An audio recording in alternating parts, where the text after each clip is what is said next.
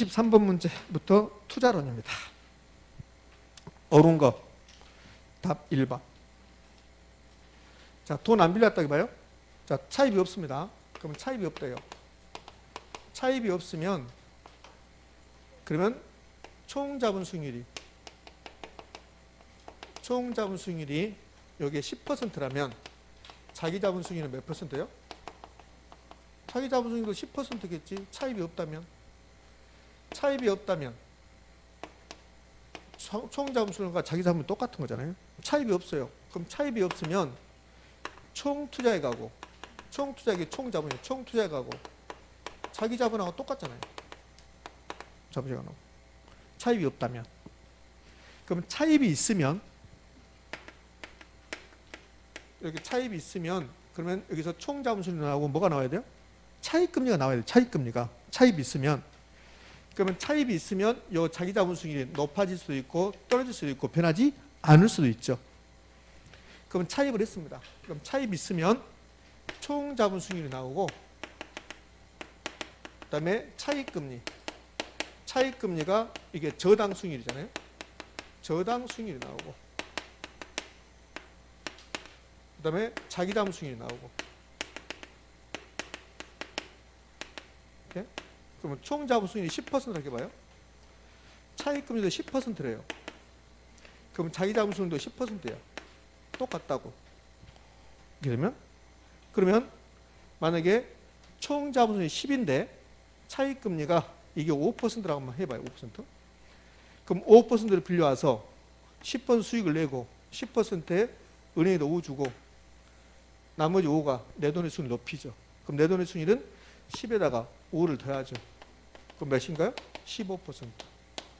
이건 정해질 때입니까? 부해질 때입니까? 중립될 때입니까?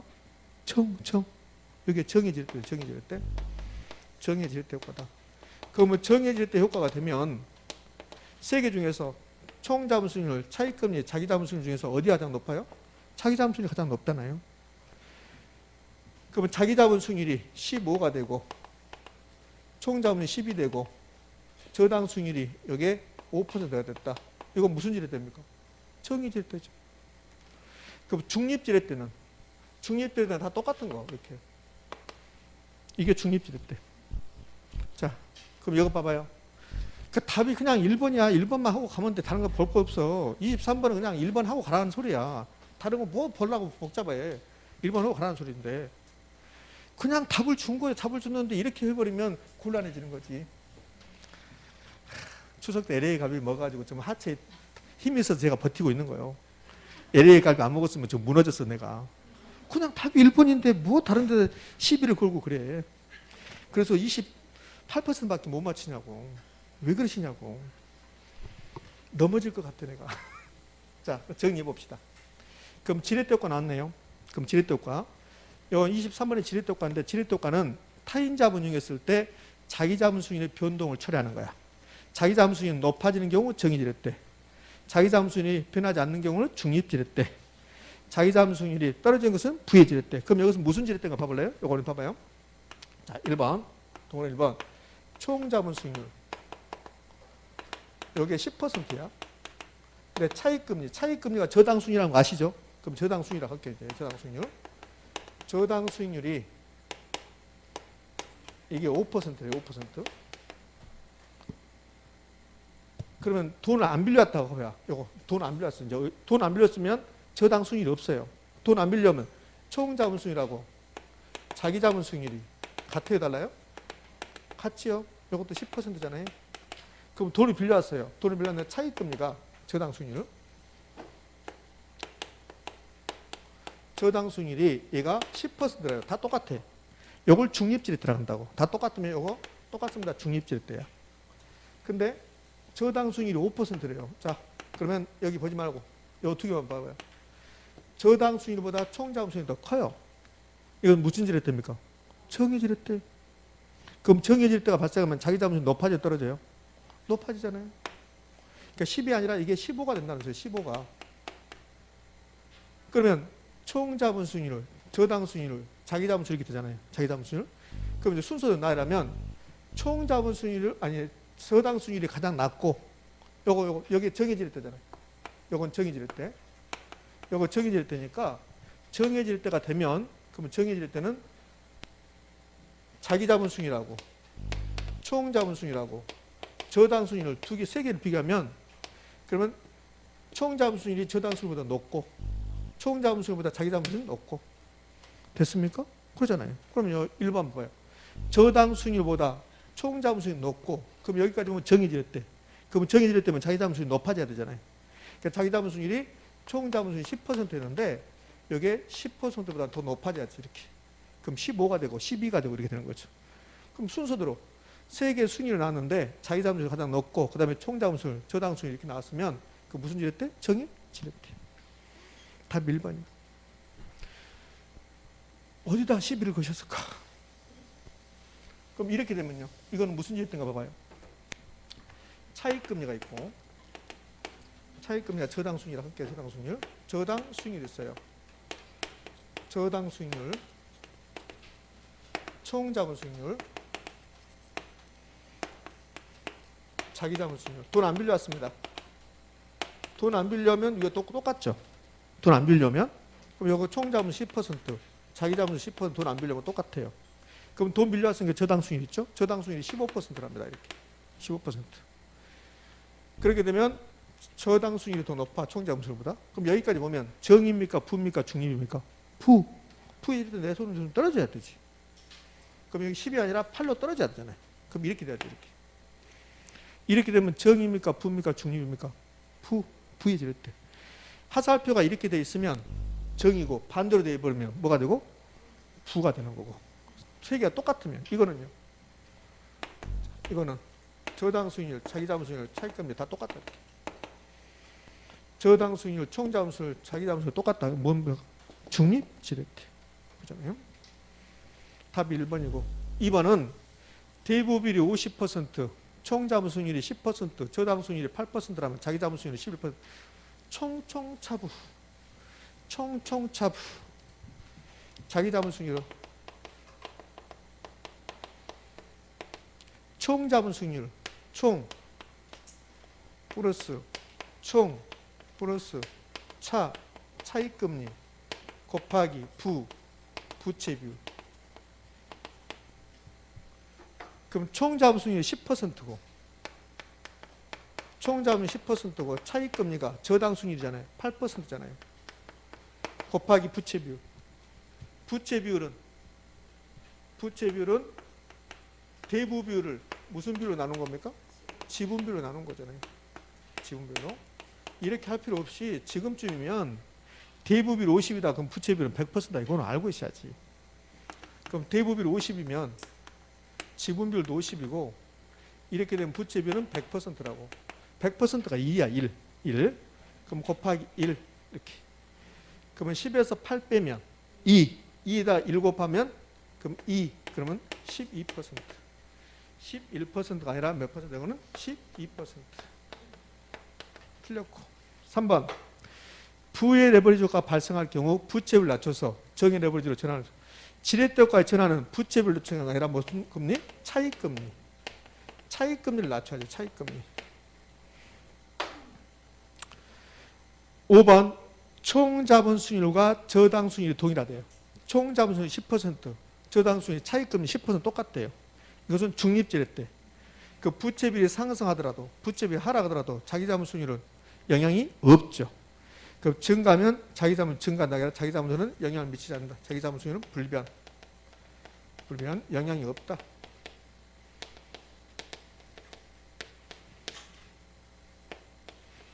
없다. 이렇게 하지. 총자본 수익률과 저당 수익률이 동일한 경우 이거는 중립지렛대. 중립 레버리지. 중립지렛대 효과니까 변화가 없다게 하지. 중립 레버리지. 5번 총자본 수익률에서 자기자본. 얘는 좀 어려워요. 이게. 이거는 이제 우리 시험이 아니라 다른 시험에서 출제했던 건데 평가 시험 출제했던 건 좀 어렵습니다. 얘는. 1번이 그러니까 명백하게 답이고 나머지는 볼 필요 없이 그냥 가라는 소리인데 여러분이 또 많이 틀렸으니까 이제 5번 가봐요. 5번에다 또 답을 하신 분도 의외로 많이 계신다는 거. 25%가 지금 2번에 답을 하셨어요. 5번에다가. 총 자본수에서 자기 자본수를 차감한 값이 플러스 값이래요. 그럼 이거 볼래요? 이게 무슨 지렛대인가 봐봐요. 총 자본수율 있고 자기 자본수율 있어요. 수익률. 그러면 총 자본수율이 10%고 자기 자본수율이 15% 이렇게 봐요. 자, 이렇게 됐어요. 이것은 무슨 지렛대입니까? 정의 지렛대죠. 요건 정의 지렛대라고. 요거는 정의 지렛대. 자, 그러면 정의 지렛대 효과면 총 자본수에서 자기 자본수를 빼요. 그럼 총 자본수 자기 자본수를 빼면 마이너스 5%죠. 이해됐습니까? 그러면 정의 지렛대 효과는 총 자본수에서 자기 자본수를 빼면 요 마이너스 값이 나와. 마이너스 값. 마이너스 값이 나온다. 지금 이해됩니까? 그러면 이 경우 이제 비교해봐요. 요거는 뭔가? 총 자본 수익률이 10%고 자기 자본 수익률이 5%라고 봐요. 5%. 그 총 자본이 더 커요. 그러면 부입니까? 정입니까? 부의 지렛대. 돈 안 빌려왔으면 돈 빌려왔으면 두 개가 똑같잖아. 안 빌려서 똑같은데 근데 돈을 빌려와서 내 돈의 수익이 떨어졌잖아요. 그럼 부의 지렛대지. 그럼 이때는 10에서 5를 빼면 그럼 플러스 5죠. 이해됩니까? 그러면 정의 지렛대는 총 자본수에서 자기 자본수를 빼면 마이너스 값이 나오고 부의 지렛대는 총 자본수에서 자기 자본수를 빼면 플러스 값이 나오죠. 플러스 값. 자, 그럼 봅시다.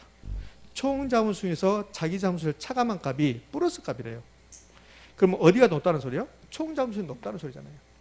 그럼 자기 자본수가 떨어졌다는 소리잖아요. 그럼 부입니까? 정입니까? 부죠, 부. 자기 자본이 떨어졌으니까. 이해됩니까? 이건 정의 지렛대가 아니라 부의 지렛대죠. 마이너스 지렛대. 자, 여러분은 5번 질문 제가 여러분에게 설명하기 위한 지문이고 답은 1번이 명백하고. 5번 질문 봐봐요. 5번 질문이 그렇게 또 어려움을 느끼신다. 총 자본수에서 자기 자본수를 차감한 값이 플러스 값이면 그럼 총 자본수는 더 높은 거잖아요. 그럼 자기 자본수는 떨어졌지. 그럼 자기 자본이 떨어졌으면 정입니까? 부입니까? 부의 지렛대. 요건 이제 최근에 평가사 시험 지문이에요. 우리 시험 지문이 아니라 평가사 시험 지문. 24번은 좀 재미가 있었나요? 24번은 많이 맞추셨네요.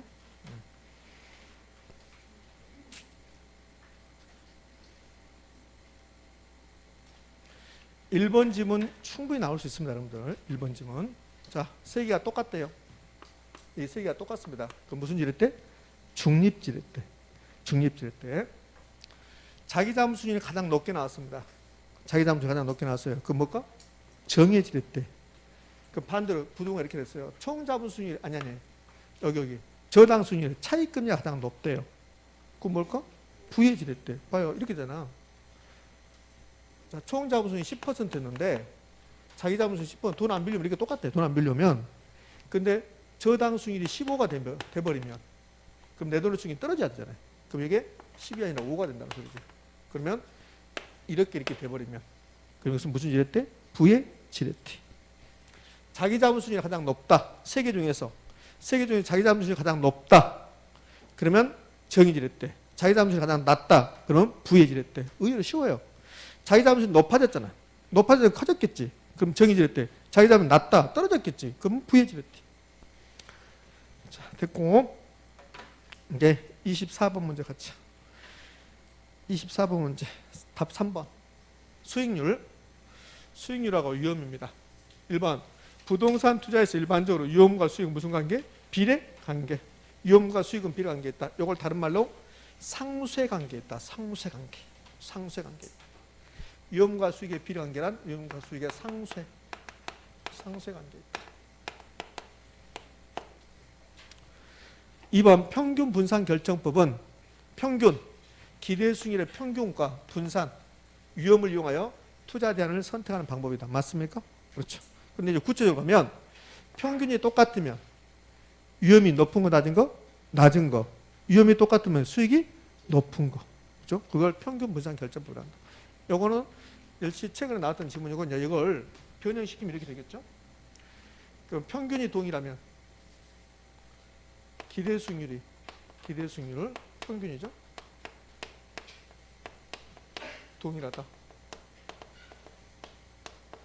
동일하면 위험이 낮은 자산 선택한다. 선택하고.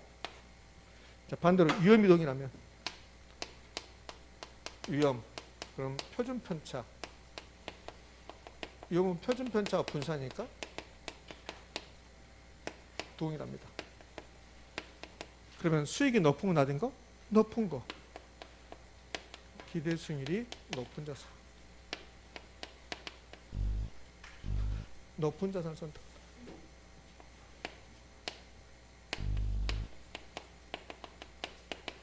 선택하는 원리를 평균 분산 결정부터 나온다. 한번 1번, 2번 옳은 말이고 3번 기대 수익은 투자가 이루어진 후 현실적으로 달성되는 수익이다. 기대 수익이라는 무슨 수익입니까? 실현 수익이죠. 실현 수익이고. 그래서 3번이 틀렸고 기대 수익률은 예상 수익률. 예상되는 투자 금액과 예상되는 수익으로 산정되는 게 이게 기대 수익률이고 예상 수익률이고 3번이 틀렸고 4번 요구 수익률. 요구 수익이 나오면 투자 위험이 주어졌을 때 투자자가 어느 부동산에 투자하기 위해서 충족돼야 되는 무슨 수익률? 최소한의 수익률. 요구 수익률, 최소한의 수익률. 요구 수익률은 기회비용. 요구 수익률은 위험조정 할인율. 기억납니까? 요구 수익률은 주관적 수익률. 요구 수익률은 무위험률에다가 위험 할증률을 더한 것이다. 무위험률이 높아지면 요구 수익률이 높아진다. 위험이 높아지면 위험 할증이 높아져서 요구 수익률도 높아진다. 요구 수익률은 순형가법, 수익성 지수법에서 할인율로 사용된다. 그러면 요구 수익이 높아지면 그러면 순형가는 낮아진다, 높아진다? 낮아진다. 요구 수익과 관련된 이야기를 지금 하는 거예요. 제가. 5번 요구 수익은 투자에 수반되는 위험이 클수록 커진다. 맞나요? 그렇지. 이 말은 5번 말은 요구 수익은 무위험률에다가 뭘 더한 것이다? 위험의 대가, 위험 할증률을 더한 것이다. 그럼 위험이 높아지면 위험 할증률도 얼마한다? 높아져서 요구 수익도 높아진다. 이 뜻이잖아요. 요구 수익에는 위험이 반영되어 있습니까? 안 되어 있습니까? 반영되어 있다. 위험이. 요구 수익은 시간의 대가와 위험의 대가니까. 그럼 위험이 높아지면 요구 수익도 뭐한다? 높아진다. 위험 할증률이 높아지면 요구 수익도 높아진다. 자, 25번 문제 갑니다. 25번 문제 포트폴리오네요. 최근에 중개사 우리 시험하고 작년에 평가사 시험 주문하고 같이 묶어놓은 겁니다. 옳은 것으로 나열된 것은 기업, 니은, 디귿 이렇게 옳은 말입니다. 자, 갑시다.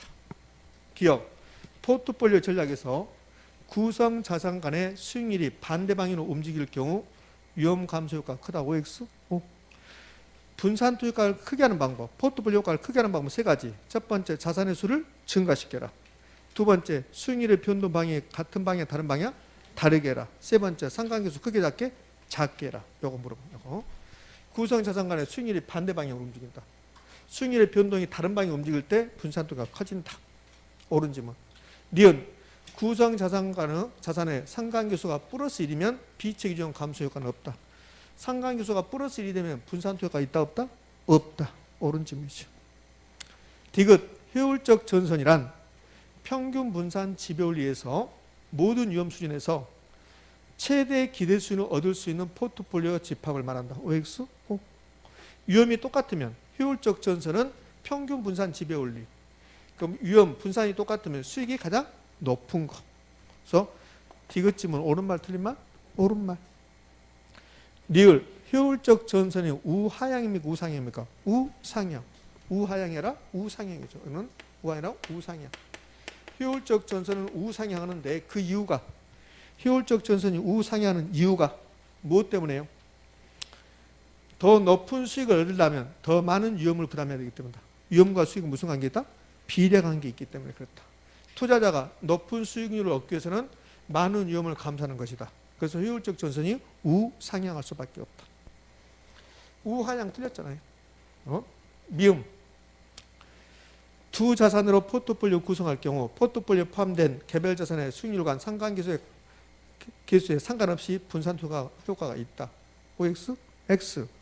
상관계수가 마이너스 1일 때만 상관계수가 플러스 1이 되버리면 분산토가 있다 없다? 없다. 그러니까 여기 상관계수에 관계없이 분산토가 있다 그러면 틀려요. 상관계수에 따라서 분산토가 달라지지. 틀렸죠. 관계없이 아니라 상관계수의 크기에 따라서 분산토가가 달라지는 거지. 그럼 상관계수가 플러스 1이 되면 분산토가 없는 거고, 그래서 상관계수 값에 관계없이 분산토가 있다 그러면 틀려버리고, 상관계수 값에 따라서 분산토가 크기는 달라진다 이렇게 나와야지. 이해됩니까? 네. 요 마지막에 있는 요 미음 지문은 올해 감정평가사 시험 지문이고 나머지 지문은 다 우리 시험 지문이에요. 예. 자, 그래서 답은 몇 번인가요? 1번. 자, 26번까지 풀고 시어터 할까 합니다.